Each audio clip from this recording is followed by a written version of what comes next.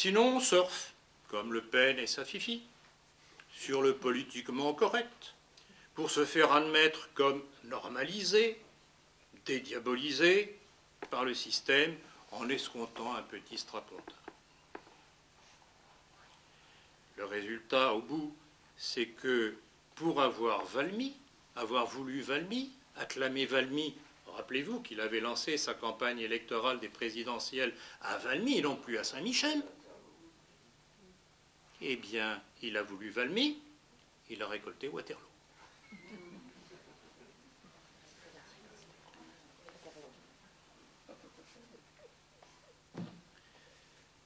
Je vais certainement, encore une fois, vous surprendre, voire peut-être vous choquer, mais comme je répondais un jour à quelqu'un qui m'interviewait, je ne suis pas là pour faire plaisir, mais pour dire ce qui doit être dit.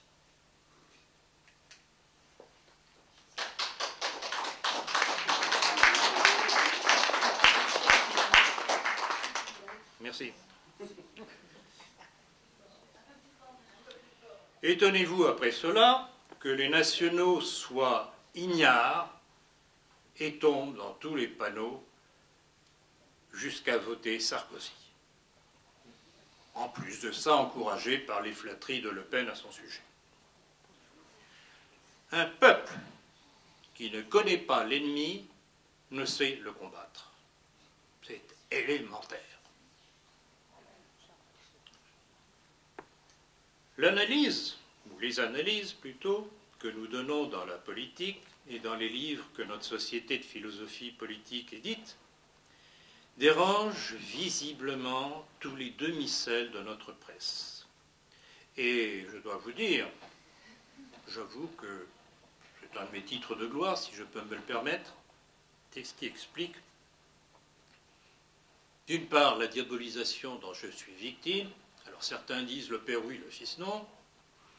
Malheureusement, les époques n'étaient pas semblables. Ce qu'a vécu mon père, on peut dire que la situation était moins grave que celle d'aujourd'hui.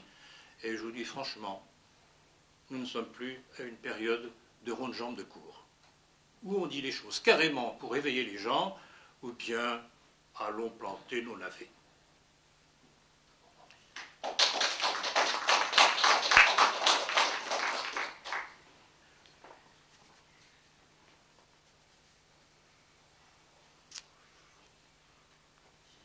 Vous allez voir, il n'y a jamais rien de nouveau sous le soleil. D'abord parce que l'être humain ne change pas, contrairement à ce que disent certains. Il ne peut changer dans le sens de s'améliorer ou se détériorer que sous l'effet des principes, bons ou mauvais, d'où l'importance du combat des idées. Et je voudrais rappeler à ce sujet ce texte de Joseph de Maistre, dans une lettre au vicomte de Bonald, c'était à la fin du XIXe siècle.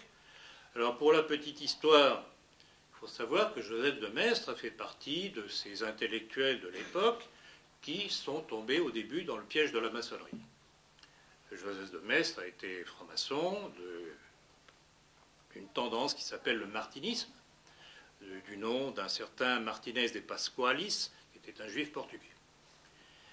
Et puis, comme même ça arrive, heureusement, il y a des gens honnêtes qui comprennent, Joseph de Maistre est sorti de la maçonnerie, comme avant lui Chénier, d'ailleurs, qui a payé de sa tête son revirement. Et donc, voilà le texte de Joseph de Maistre. Les nations, enfin jusqu'à présent, écrivait de Maistre, les nations ont été tuées par conquête, c'est-à-dire par voie de pénétration, mais il se présente ici une question. Une nation peut-elle mourir sur son propre sol sans transplantation ni pénétration, uniquement par voie de putréfaction, en faisant parvenir la corruption jusqu'au point central et jusqu'aux principes originaux et constitutifs qui font ce qu'elle est? C'est là le grand et redoutable problème. Putréfaction? Mais n'est-ce pas ce que nous voyons? L'État se putréfie sous l'effet de principes faux, pervers, qui tendent à la destruction de la société et à la destruction des nations. C'est là ce que Mestre appelait la putréfaction au sein de l'État.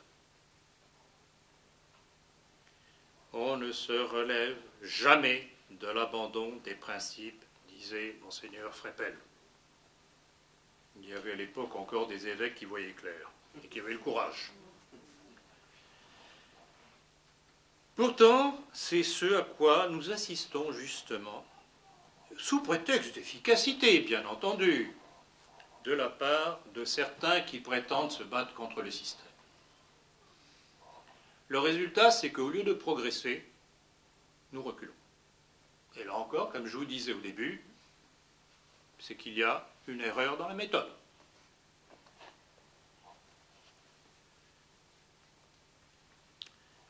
Vous connaissez la formule, je ne me rappelle plus de qui elle est excellente, et si vous savez de qui elle est, dites-le moi, je le marquerai sur mes tablettes.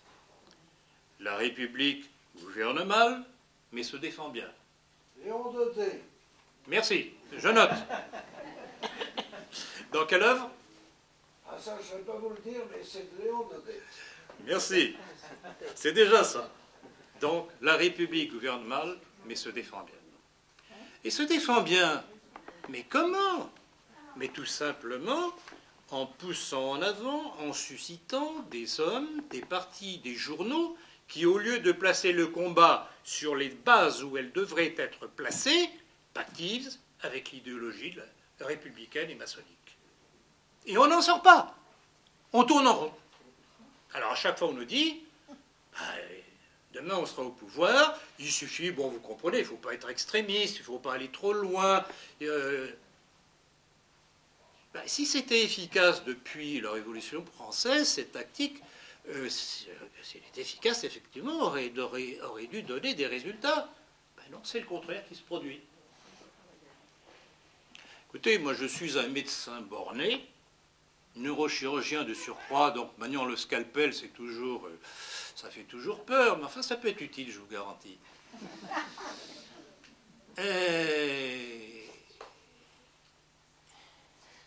Les causes, les effets, les causes. Comment voulez-vous guérir quelqu'un si vous en restez aux effets, aux symptômes, et que vous ne remontez pas à la cause du mal? Eh bien, l'homme politique qui suit cette méthode-là, comme le médecin qui la suit, ce sont l'un un mauvais politicien, un mauvais politique, je ne dirais pas politicien, je n'aime pas le terme, et un mauvais médecin. D'ailleurs, certains d'entre vous sont certainement mal placés peut-être, ou trop bien placés pour le savoir. Le drame de notre société, c'est qu'on ne réfléchit plus, on ne fait plus de diagnostic en se basant sur les faits constatés, on attend que la machine vous dise tout du diagnostic. Alors je me demande bien pourquoi on ferait 7 ans de médecine pour appuyer sur un petit bouton d'une machine. Et en politique, c'est la même chose. Politique, en mécanique, quand je vois les histoires qu'on me raconte des amis qui ont des voitures, toutes les marques, si le concessionnaire n'a pas la petite machine pour faire le truc, le diagnostic, eh bien, vous allongez vos petits euros les uns après les autres et vous n'êtes même pas sûr que votre voiture va mieux marcher après. C'est ça notre société. On ne réfléchit plus. À tout point de vue. Donc, la République gouverne mal, mais se défend bien.